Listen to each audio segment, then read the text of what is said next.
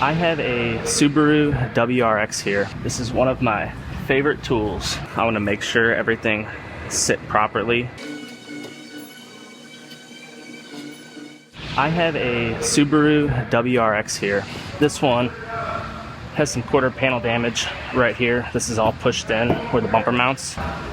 Luckily, there's lots of access to the inside, so should be pretty simple and straightforward. I'm gonna go ahead and work that back into shape. This is one of my favorite tools right here.